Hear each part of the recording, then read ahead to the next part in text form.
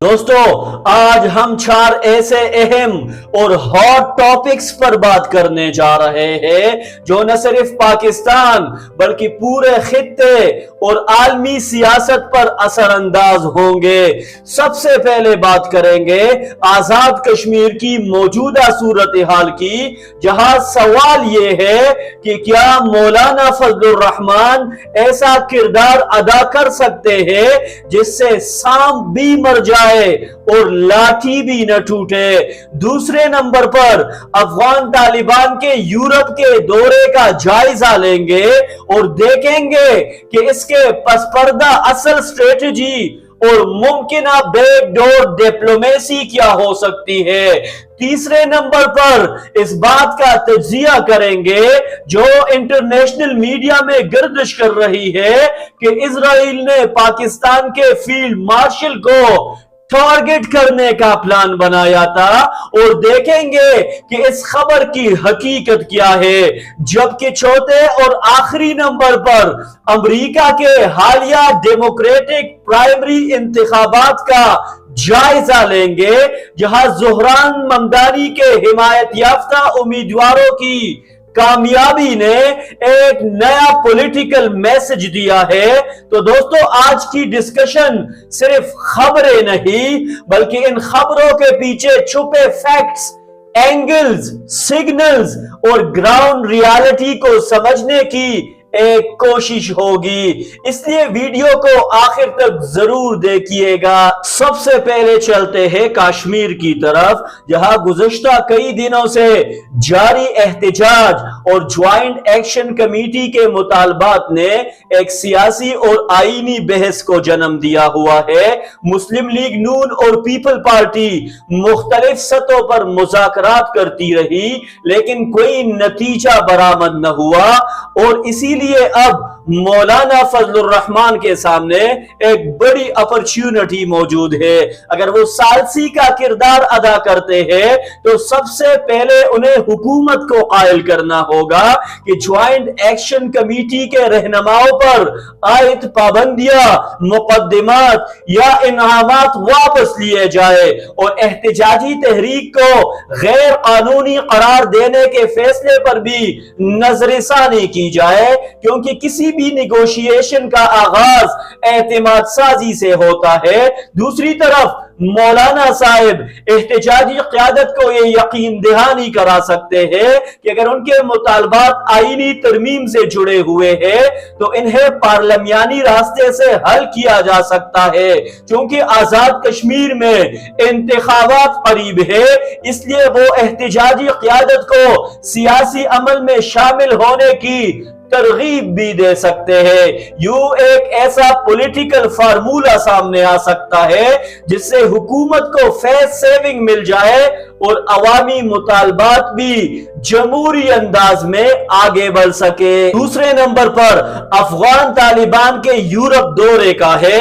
بظاہر یورپی یونین کا موقف یہ ہے کہ ملاقاتوں کا مقصد افغان مہاجرین کی باعزت واپسی اور انسانی مسائل پر گفتگو ہے، لیکن بین الاقوامی سیاست میں اکثر وہی کچھ نہیں ہوتا جو سامنے نظر آ رہا ہوتا ہے۔ بہت سے مبصرین کا خیال ہے کہ یہ ملاقاتیں دراصل ریلیشن شپ بلڈنگ اور تدریجی نارملائزیشن کی جانب ایک قدم بھی ہو سکتی ہے۔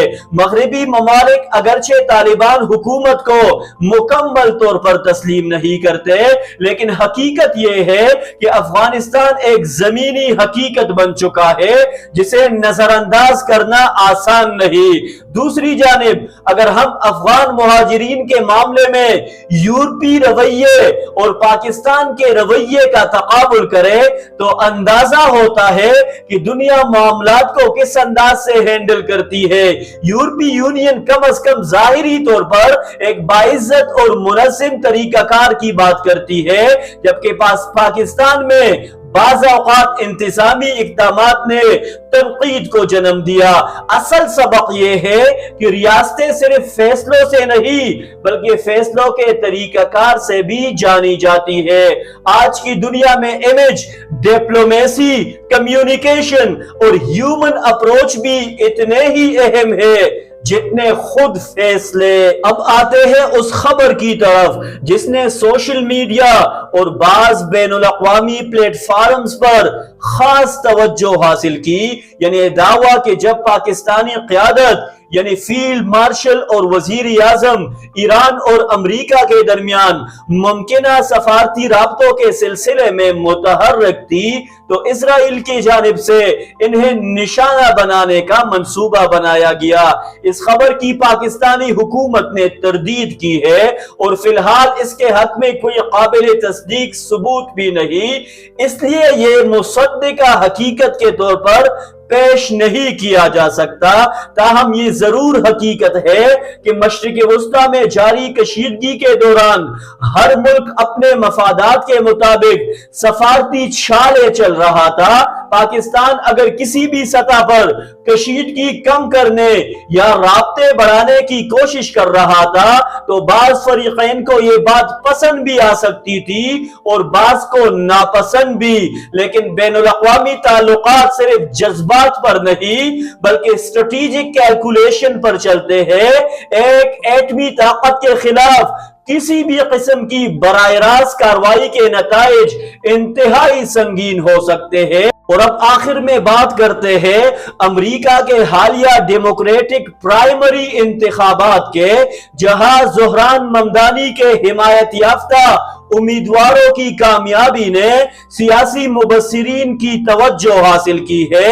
ان انتخابات نے ایک بار پھر یہ واضح کیا ہے کہ ڈیموکریٹک پارٹی کے اندر مختلف نظریاتی دڑے موجود ہیں۔ کچھ امیدوار اسرائیلی حکومت کی موجودہ پالیسیوں پر سخت تنقید کرتے ہیں جبکہ کچھ اس کے مضبوط حامی سمجھے جاتے ہیں۔ حالیہ نتائج سے یہ تاثر ضرور ملا ہے کہ ایک طبقہ غزہ جنگ اور اسرائیلی حکومت کی پالیسیوں کے بارے میں زیادہ تنقیدی موقف رکھتا ہے۔ تاہم یہ بات بھی اہم ہے کہ اسرائیلی حکومت پر تنقید اور یہودی برادری کے خلاف تعصب دو الگ چیزیں ہیں۔ بہت سے امریکی سیاستدان اور خود بہت سے یہودی شہری بھی اسرائیلی حکومت کے مخصوص پالیسیوں سے اختلاف رکھتے ہیں، لیکن اس کا مطلب یہ نہیں کہ وہ کسی مذہب یا قوم کے خلاف ہے۔